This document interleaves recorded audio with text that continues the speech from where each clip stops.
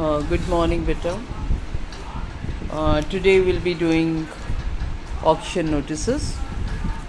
Auction ਨੀਲਾਮੀ auction ਹੁੰਦੀ ਹੈ ਜਦੋਂ ਕਿਸੇ ਵੀ ਚੀਜ਼ ਨੂੰ ਅਸੀਂ ਵੇਚਣਾ ਚਾਹੁੰਦੇ ਹਾਂ। ਉਸ ਦੇ ਲਈ ਜਿਹੜੀ ਪਬਲਿਕ ਹੈ ਉਹਨੂੰ ਇਨਵਾਈਟ ਕੀਤਾ ਜਾਂਦਾ ਹੈ for that auction for the sale. ਅਤੇ ਜਿਸ ਤਰ੍ਹਾਂ ਤੁਸੀਂ ਫਿਲਮਸ ਦੇ ਵਿੱਚ ਦੇਖਿਆ ਹੋਣਾ ਕਿ ਇੱਕ ਘਰ ਨਿਲਾਮ ਹੋ ਰਿਹਾ ਅਤੇ ਉਹਦੇ ਵਿੱਚ ਅੱਗੇ ਕਿੰਨੇ ਲੋਕ ਬੈਠੇ ਨੇ, ਉਹ ਨਿਲਾਮੀ ਕਰਨ ਵਾਲੇ ਸਾਹਮਣੇ ਬੈਠੇ ਨੇ ਟੇਬਲ ਸਜਾ ਕੇ, ਅਤੇ ਉਹ ਜਿਹੜੇ ਉਹ ਆਪਣੀ ਆਪਣੀ ਬੋਲੀ ਲਗਾਉਂਦੇ ਨੇ। ਮੰਨ ਲਓ ਕੋਈ ਚੀਜ਼ 50 ਲੱਖ ਦੀ ਹੈ ਤਾਂ ਉਹਦੇ ਜਿਹੜਾ ਸਟਾਰਟਿੰਗ ਅਮਾਊਂਟ ਹੈ ਉਹ 50 ਲੱਖ ਹੈ। ਉਸ ਤੋਂ ਬਾਅਦ ਉਹਦੀ ਜਿਹੜੀ ਅਮਾਊਂਟ ਉਸ ਤੋਂ ਜਿੰਨੀ ਉੱਪਰ ਕੋਈ ਨਿਲਾਮੀ 51 ਲੱਖ 55 ਲੱਖ ਕੋਈ ਹੋਰ ਆ ਜਾਏਗਾ, ਉਹ ਕਹੇਗਾ 60 ਲੱਖ ਹੈ ਨਾ। ਫਿਰ ਉਸ ਤੋਂ ਬਾਅਦ ਉਹ ਕਹੇਗਾ 70 ਲੱਖ, ਕੋਈ ਹੋਰ ਕੰਪੀਟੀਸ਼ਨ 71, ਕੋਈ ਕਹੇਗਾ 80 ਲੱਖ। ਮਤਲਬ somebody who wants that property in a you can say ਬਹੁਤ ਅਰਨੈਸਟਲੀ ਉਹਦੀ ਲੋੜ ਹੈ ਉਸਨੂੰ, ਤਾਂ ਉਹ ਉਸ ਦੇ ਉੱਪਰ ਜਿੰਨਾ ਉਹ ਪੈਸਾ ਦੇ ਸਕਦਾ ਹੈ ਉਹ ਦੇ ਕੇ ਉਹਨੂੰ ਐਕਵਾਇਰ ਕਰਨ ਦੀ ਕੋਸ਼ਿਸ਼ ਕਰੇਗਾ। ਇਹਨੂੰ ਕਹਿੰਦੇ ਨੇ ਔਕਸ਼ਨ। ਔਕਸ਼ਨ ਨੂੰ ਜਦੋਂ ਅਸੀਂ ਇਨਵਾਈਟ ਕਰਨਾ ਹੈ ਕਿ ਇਸ ਚੀਜ਼ ਨੂੰ ਅਸੀਂ ਵੇਚਣਾ ਚਾਹੁੰਦੇ ਹਾਂ ਤਾਂ ਉਸ ਦੇ ਲਈ ਇੱਕ ਨੋਟਿਸ ਜਿਹੜਾ ਹੈ, ਜਿਸ ਤਰ੍ਹਾਂ ਪਬਲਿਕ ਨੋਟਿਸ ਹੈ, ਕੋਈ ਚੇਂਜ ਆਫ ਨੇਮ ਕਰ ਰਿਹਾ, ਕੋਈ ਪ੍ਰੋਪਰਟੀ ਨੂੰ ਇੱਧਰ ਉੱਧਰ ਕਰਨਾ ਹੈ, ਕੋਈ ਕੁਛ ਕਰਨਾ ਹੈ, ਉਹ ਪਬਲਿਕ ਨੋਟਿਸਸ ਆਮ ਲੋਕਾਂ ਲਈ।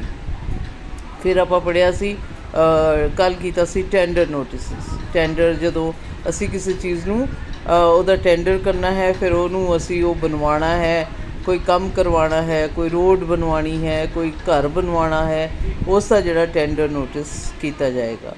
ਅਤੇ ਜਦੋਂ ਅਸੀਂ ਔਕਸ਼ਨ ਕਰਦੇ ਹਾਂ ਤਾਂ ਅਸੀਂ ਜਿਹੜੀ ਸੇਲ ਕਰਨੀ ਹੈ, ਜਿਹੜੀ ਵੀ ਚੀਜ਼ ਜਿਸ ਨੂੰ ਅਸੀਂ ਜਿੱਥੇ ਜਿਵੇਂ ਪਈ ਹੈ ਉਸੇ ਹੀ ਤਰ੍ਹਾਂ, ਜਿਵੇਂ ਕਿਸੇ ਕੰਪਨੀ ਕੋਲ ਬਹੁਤ ਸਾਰੀਆਂ ਪੁਰਾਣੀਆਂ ਗੱਡੀਆਂ ਪਈਆਂ ਨੇ ਤਾਂ ਉਹ ਕੀ ਕਰਦੇ ਨੇ, ਔਕਸ਼ਨ ਕਾਲ ਕਰਦੇ ਨੇ, ਔਕਸ਼ਨ ਸੇਲ ਕਾਲ ਕਰਦੇ ਨੇ, ਅਤੇ ਉਸ ਦੇ ਵਿੱਚ ਉਹਨਾਂ ਗੱਡੀਆਂ ਦੀ ਦੱਸਦੇ ਨੇ ਕਿ ਇੰਨੇ ਤੋਂ ਇਹ ਮਾਡਲ ਇੰਨੇ ਦਾ ਹੈ, ਇਹ ਐਂਬੈਸਡਰ ਹੈ, ਇਸ ਦਾ ਇੰਨੇ ਪੈਸੇ ਨੇ 30,000 ਦੀ, ਠੀਕ ਹੈ।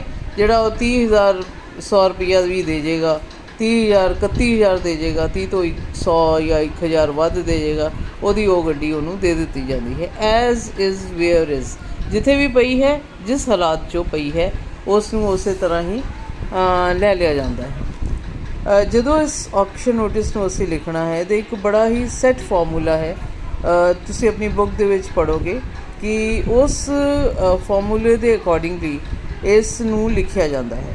ਪਹਿਲਾਂ ਤਾਂ ਦੱਸਿਆ ਜਾਂਦਾ ਹੈ ਕਿ ਜਿਹੜੀ ਪਬਲਿਕ ਔਕਸ਼ਨ ਹੈ, ਇਸ ਚੀਜ਼ ਦੀ ਪਬਲਿਕ ਔਕਸ਼ਨ ਹੋ ਰਹੀ ਹੈ, ਉਹਦੇ ਵਿੱਚ ਜਿਹੜੀਆਂ ਫਿਟਿੰਗਸ ਨੇ, ਫਿਕਸਚਰਸ ਨੇ, ਫਰਨਿਸ਼ਿੰਗ ਨੇ, ਉਹ ਉੱਦਾਂ ਹੀ ਐਜ਼ ਇਟ ਇਜ਼ ਨਾਲ ਹੀ ਦਿੱਤੀਆਂ ਜਾਣਗੀਆਂ। ਫਿਰ ਉਸ ਤੋਂ ਬਾਅਦ ਇਹ ਦੱਸਿਆ ਜਾਂਦਾ ਹੈ ਕਿ ਉਹਦੇ ਵਿੱਚ ਕਿੰਨੇ, ਮੰਨ ਲਓ ਕੋਈ ਔਕਸ਼ਨ ਨੋਟਿਸ ਹੈ, ਕੋਈ ਹੌਲੀਡੇ ਹੋਮ ਹੈ ਜਾਂ ਕੋਈ ਹੋਟਲ ਹੈ, ਉਹਦੀ ਅਸੀਂ ਔਕਸ਼ਨ ਕਰਨੀ ਹੈ, ਉਸ ਦੇ ਵਿੱਚ ਕਿੰਨੇ ਰੂਮਸ ਨੇ। ਹੋਟਲ ਹੈ, ਉਹਦੇ 'ਚ ਹੁਣ 50 ਕਮਰੇ ਹੋਣਗੇ, 30 ਕਮਰੇ ਹੋਣਗੇ, ਅਟੈਚ ਬਾਥਰੂਮ ਹੋਣਗੇ 30 ਦੇ 30 ਦੇ ਨਾਲ। ਫਿਰ ਉਸ ਤੋਂ ਬਾਅਦ ਉਹਦੇ 'ਚ ਕਿਚਨ ਹੋਏਗੀ, ਡਾਈਨਿੰਗ ਹਾਲ ਹੋਏਗਾ, ਉਹਦੇ 'ਚ ਇੱਕ ਹਾਲ ਵੀ ਹੋਏਗਾ, ਉਹ ਸਾਰਾ ਕੁਛ ਉਹਦੇ ਤੁਸੀਂ ਐਜ਼ ਇਟ ਇਜ਼ ਲਿਖੋਗੇ। ਅੰਡਰਸਟੂਡ ਹੈ। ਉਹਦੇ ਜਿਹੜੇ ਫਿਕਸਚਰਸ ਨੇ ਉਹ ਵਿੱਚ ਨੇ, ਕਿਉਂਕਿ ਕੋਈ ਉਤਾਰ ਕੇ ਨਹੀਂ ਲਿਜਾਂਦਾ, ਉਹ ਵਿੱਚ ਹੀ ਐਜ਼ ਇਜ਼ ਵੇਅਰ ਇਜ਼ ਵਾਲਾ ਸਿਸਟਮ ਹੈ, ਉੱਦਾਂ ਹੀ ਵੇਚਿਆ ਜਾਂਦਾ ਹੈ। ਜੇ ਆਪਾਂ ਕਿਸੇ ਹੋਟਲ ਨੂੰ ਵੇਚਣਾ ਹੈ, ਸੋ ਉਹਦੀਆਂ ਕੰਡੀਸ਼ਨਸ ਕੀ ਨੇ। ਸਭ ਤੋਂ ਪਹਿਲਾਂ ਇੱਕ ਪੈਰਾ ਲਿਖਾਂਗੇ ਜਿਸ ਦੇ ਵਿੱਚ ਉਸ ਹੋਟਲ ਦੀ ਹਾਲਾਤ ਦੱਸਾਂਗੇ ਕਿ ਇਹਦੇ ਵਿੱਚ 30 ਕਮਰੇ ਨੇ, 30 ਰੂਮਸ ਵਿਦ ਅਟੈਚ ਬਾਥਰੂਮ, ਫਿਰ ਉਹਦੇ 'ਚ 1 ਡਾਈਨਿੰਗ ਹਾਲ, 1 ਕਿਚਨ, 1 ਬੈਂਕੁਏਟ ਹਾਲ, ਫਿਰ ਉਹਦੇ 'ਚ ਹੋਰ ਆਪਾਂ ਕੀ ਦੇ ਸਕਦੇ ਹਾਂ, ਉਸ 'ਚ 4 ਸ਼ਾਪਸ ਵੀ ਨੇ ਐਟ ਦ ਫਰੰਟ, ਠੀਕ ਹੈ। ਇਹ ਸਾਰਾ ਕੁਛ ਅਸੀਂ ਲਿਖ ਕੇ, ਇੱਕ ਆਫਿਸ ਵੀ ਹੈ, ਇੱਕ ਆਫਿਸ ਬਿਲਡਿੰਗ, ਕਿਉਂਕਿ ਮੈਨੇਜਰ ਨੇ ਵੀ ਤਾਂ ਕਿਤੇ ਬਹਿਣਾ ਹੈ, ਉਹਦੇ ਲਈ ਇੱਕ ਆਫਿਸ ਬਿਲਡਿੰਗ ਹੋਏਗੀ, ਅਤੇ ਇਹ ਸਾਰਾ ਕੁਛ ਉਹਦੀ ਡਿਟੇਲ ਦੇ ਕੇ ਉਸ ਤੋਂ ਬਾਅਦ ਅਸੀਂ ਉਹਦੀਆਂ ਟਰਮਸ ਐਂਡ ਕੰਡੀਸ਼ਨਸ ਲਿਖਾਂਗੇ। ਟਰਮਸ ਐਂਡ ਕੰਡੀਸ਼ਨਸ ਸ਼ਬਦ ਲਿਖ ਕੇ ਉਸ ਤੋਂ ਬਾਅਦ ਲਿਖਾਂਗੇ 1 the auction is as is where is basis. ਫਿਰ ਸੈਕਿੰਡ ਹੋਏਗੀ ਇੰਟਰਸਟਿਡ ਪਾਰਟੀਜ਼ ਮਸਟ ਡਿਪੋਜ਼ਿਟ, ਹੁਣ ਕੁਛ ਪੈਸੇ ਡਿਪੋਜ਼ਿਟ ਕਰਨਗੀਆਂ 20,000 as earnest money, 40,000, 50,000, it depends on the amount that you are going to get after the auction. ਇਸ ਕਰਕੇ ਉਹਨੂੰ 10% 5% ਆਪਣੇ ਮੁਤਾਬਿਕ ਬੰਦੇ ਰੱਖ ਲੈਂਦੇ ਨੇ। ਇਹ earnest money is refundable and adjustable. Refundable ਉਹਨਾਂ ਲਈ ਜਿਹੜੇ ਲੋਕਾਂ ਦੀ ਔਕਸ਼ਨ ਕਲੀਅਰ ਨਹੀਂ ਹੋਈ, ਉਹ ਨਿਲਾਮੀ ਨਹੀਂ ਲਾ ਪਾਏ ਅਤੇ ਉਹਨਾਂ ਨੂੰ ਉਹ ਵਾਪਸ ਕਰਤੇ ਜਾਣਗੇ। ਐਡਜਸਟ ਜਿਨ੍ਹਾਂ ਦੀ ਔਕਸ਼ਨ, ਜਿਨ੍ਹਾਂ ਨੇ ਹਿੱਸਾ ਲਿਆ ਔਰ ਔਕਸ਼ਨ 'ਚ ਉਹਨਾਂ ਨੇ ਆਪਣੀ ਬੋਲੀ ਲਗਾ ਲਈ, ਉਹਨਾਂ ਦੇ ਉਹ ਪੈਸੇ ਐਡਜਸਟ ਕਰ ਦਿੱਤੇ ਜਾਣਗੇ ਉਹਨਾਂ ਦੇ ਅਕਾਊਂਟ ਦੇ ਵਿੱਚ। ਇਹ ਜਿਹੜਾ ਹੈ ਬੈਂਕ ਡਰਾਫਟ ਦੀ ਰੂਪ ਵਿੱਚ ਹੁੰਦਾ ਹੈ।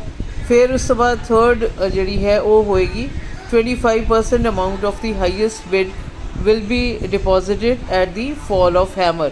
fall of hammer ਮਤਲਬ ਜਦੋਂ ਹਥੌੜੀ ਜਿਹੜੀ ਹੈ ਉਹਨੇ ਟੱਕ ਵੱਜਣਾ ਹੈ ਤਾਂ ਉਸ fall of hammer ਦੇ ਉੱਪਰ ਉਸ ਨੇ 25% ਅਮਾਊਂਟ, ਜੇ ਮੰਨ ਲਓ ਕੋਈ 1 ਲੱਖ ਦੀ ਚੀਜ਼ ਹੈ ਤਾਂ ਉਹਦਾ 25% ਉਹਨੇ ਉਦੋਂ ਹੀ ਜਮ੍ਹਾਂ ਕਰਾਉਣਾ ਹੈ। ਜੇ 10 ਲੱਖ ਹੈ ਤਾਂ ਉਹਦਾ 25% ਉਹਨੇ ਉਦੋਂ ਹੀ ਜਮ੍ਹਾਂ ਕਰਾਉਣਾ ਹੈ। ਸੋ ਇਸ ਤਰ੍ਹਾਂ ਹੁੰਦਾ ਹੈ। ਦ ਬੈਲੈਂਸ ਅਮਾਊਂਟ ਬਾਅਦ ਦੇ ਵਿੱਚ ਤੁਸੀਂ ਦੇ ਸਕਦੇ ਹੋ ਜਦੋਂ ਰਜਿਸਟਰੀ ਹੋਏਗੀ, ਰਜਿਸਟ੍ਰੇਸ਼ਨ ਹੋਏਗੀ ਉਦੋਂ, ਅਤੇ 1 ਮਹੀਨੇ ਦੇ ਅੰਦਰ ਅੰਦਰ ਔਕਸ਼ਨ ਤੋਂ ਇਹ ਰਜਿਸਟ੍ਰੇਸ਼ਨ ਜਾਂ ਰਜਿਸਟਰੀ ਨੂੰ ਕਹਿੰਦੇ ਨੇ ਉਹ ਕਰਵਾ ਦਿੱਤੀ ਜਾਏਗੀ। ਹੁਣ 5th ਪੁਆਇੰਟ ਹੈ ਕਿ ਜਿਹੜਾ ਵੀ ਕਰਵਾ ਰਿਹਾ ਹੈ ਔਕਸ਼ਨ, ਉਹ ਹੀ ਰਿਜ਼ਰਵਸ ਦਾ right to reject the bid without assigning any reason. ਉਹਦੀ ਮਰਜ਼ੀ ਹੈ ਕਿ ਉਹ ਉਸ ਚੀਜ਼ ਨੂੰ ਉਸ ਬੰਦੇ ਨੂੰ ਵੇਚਣਾ ਚਾਹੁੰਦਾ ਹੈ ਜਾਂ ਨਹੀਂ।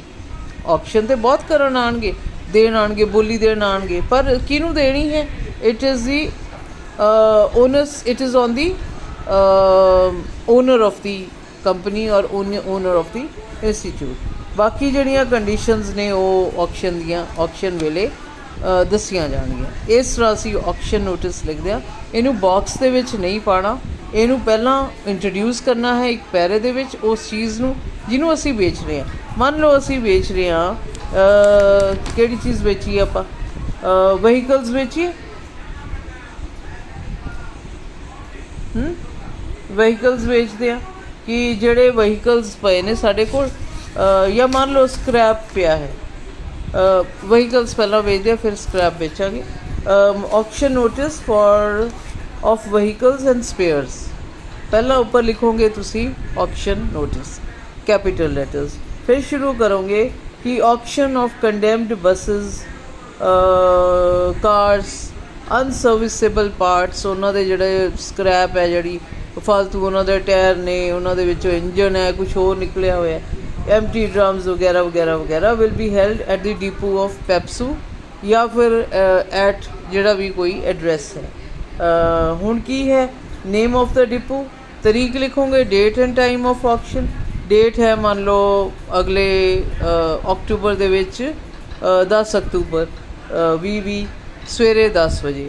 ਫਿਰ ਉਸ ਦੇ ਵਿੱਚ ਮਟੀਰੀਅਲਸ ਜਿਹੜੇ ਔਕਸ਼ਨ ਕਰਨੇ ਨੇ ਉਹ ਸਾਰਾ ਕੁਛ ਲਿਖੋਗੇ, ਟਾਇਰ ਟਿਊਬਸ ਹੈ, ਲੋਸਟ ਪ੍ਰੋਪਰਟੀ ਹੈ ਵਗੈਰਾ ਵਗੈਰਾ, ਅਤੇ ਜਿਹੜੀਆਂ ਬੱਸਿਸ ਨੇ ਉਹਨਾਂ ਦੇ ਨੰਬਰ, ਫਿਰ ਕਾਰਾਂ ਦੇ ਨੰਬਰ ਜਿਵੇਂ PJM 245 ਜਾਂ ਹੁਣ ਜਿਵੇਂ ਅੱਜ ਕੱਲ੍ਹ ਆਉਂਦੀਆਂ ਨੇ PB11 PB10, ਉਹਦਾ ਅੱਗੇ ਨੰਬਰ, ਫਿਰ ਉਹ ਮਾਡਲ ਕਿਹੜਾ 2001 ਦਾ ਹੈ, ਕੋਈ 2010 ਦਾ ਹੈ, ਕਿਹੜੀ ਮੇਕ ਹੈ, ਲੇਲੈਂਡ ਦਾ ਹੈ, ਟਾਟਾ ਦੀ ਬੱਸ ਹੈ, ਫਿਰ ਉਹਦਾ ਵੀਲ ਬੇਸ ਕੀ ਹੈ, 205 ਹੈ ਜਾਂ 220 ਹੈ।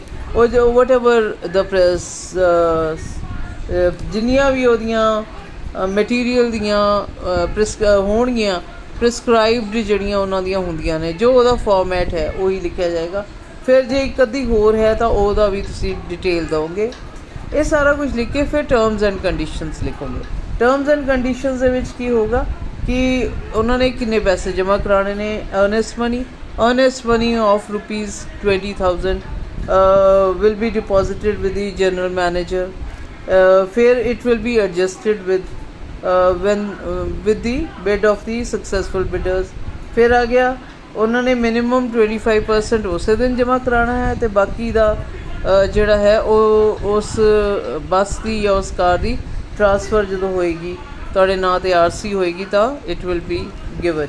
ਫਿਰ ਉਸ ਤੋਂ ਬਾਅਦ 72 ਆਵਰਸ ਦੇ ਵਿੱਚ ਉਹ ਸਮਾਨ ਇੱਥੋਂ ਚੱਕ ਕੇ ਲੈ ਜਾਣ। They should lift the material within 72 hours. ਫਿਰ ਰਿਜ਼ਰਵਸ ਦੀ ਰਾਈਟ, ਇਹ ਹਰ ਵਾਰ ਲਿਖਿਆ ਜਾਏਗਾ। ਔਕਸ਼ਨ ਕਮੇਟੀ ਰਿਜ਼ਰਵਸ ਦਾ right to cancel the bid without assigning any reason. Sale tax will be charge extra. ਹੁਣ ਆ ਗਿਆ ਸੇਲ ਟੈਕਸ ਦੇ ਨਾਲ GST we, GST will be charged extra। ਫਿਰ other terms and conditions will be announced at the time of auction। ਸੋ ਤੁਸੀਂ 6 points ਹੈ ਜਿਹੜੇ ਪੱਕੇ terms and conditions ਦੇ ਵਿੱਚ ਆਉਂਦੇ। ਫਸਟ ਹੈਗਾ अर्ਨੈਸਟ ਮਨੀ ਦਾ, ਸੈਕਿੰਡ ਹੈਗਾ ਜਿਹੜਾ ਸਮਾਨ ਹੈ ਉਹਦਾ 25% ਜਿਹੜਾ ਮੁੱਲ ਹੈ, ਰੇਟ ਹੈ, ਉਹ ਉਦੋਂ ਹੀ ਜਮ੍ਹਾਂ ਹੋਏਗਾ, ਬਾਕੀ at the time of registration ਹੋਏਗਾ। ਨੰਬਰ 3 ਹੈ ਜਿਹੜਾ ਸਮਾਨ ਹੈ ਉਹ ਤੁਸੀਂ ਉੱਥੋਂ ਪਿਕ ਕਰ ਲੈਣਾ ਹੈ ਵਿਦਿਨ 72 ਆਵਰਸ। ਫਿਰ ਆਕਸ਼ਨ ਕਮੇਟੀ ਰਿਜ਼ਰਵਸ ਦੀ right to cancel the bid. ਅਤੇ ਅਗਲਾ GST sale tax will be charge extra. Other terms and conditions 6 points ਪਾਉਂਦੇ ਨੇ। ਇਹ 6 ਦੇ 6 ਪੁਆਇੰਟਸ ਤੁਸੀਂ ਹਰ ਆਕਸ਼ਨ ਨੋਟਿਸ ਦੇ ਵਿੱਚ ਐਡ ਕਰਨੇ ਨੇ। ਇਹ ਪੱਕਾ ਵਾਲਾ ਫਾਰਮੂਲਾ ਹੈ ਵਿਚ ਵੀ apply to every auction notice. ਉਸ ਦੇ ਉੱਪਰ ਜਿਹੜਾ ਮਟੀਰੀਅਲ ਹੈ, ਜਿਹੜਾ ਸੇਲ ਆਫ ਬੱਸਿਸ ਹੈ, ਸੇਲ ਆਫ ਆਟੋ ਰਿਕਸ਼ਾਜ਼ ਹੈ, ਸੇਲ ਆਫ ਵਹੀਕਲਸ ਹੈ, ਸੇਲ ਆਫ ਵਟਐਵਰ ਜੋ ਵੀ ਹੈ ਚੀਜ਼ਾਂ ਜਾਂ ਕੋਈ ਪ੍ਰੋਪਰਟੀ ਹੈ, ਉਹ ਇਟ ਵਿਲ ਚੇਂਜ। ਉਹ ਜਿਹੜਾ ਫਸਟ ਪੈਰਾਗ੍ਰਾਫ ਹੈ is going to be different, the rest is going to be the almost the same. ਆਪਾਂ ਬਾਕੀ ਅਗਲੀ ਉਹਦੇ 'ਚ ਕਰਾਂਗੇ। ਮੈਂ ਤੁਹਾਨੂੰ ਆਕਸ਼ਨ ਨੋਟਿਸਿਸ ਕੁਝ ਸੈਂਡ ਕਰਾਂਗੀ, ਇਹਨਾਂ ਨੂੰ ਪੜ੍ਹ ਕੇ ਦੇਖ ਲਓ। ਥੈਂਕ ਯੂ ਬੇਟਾ।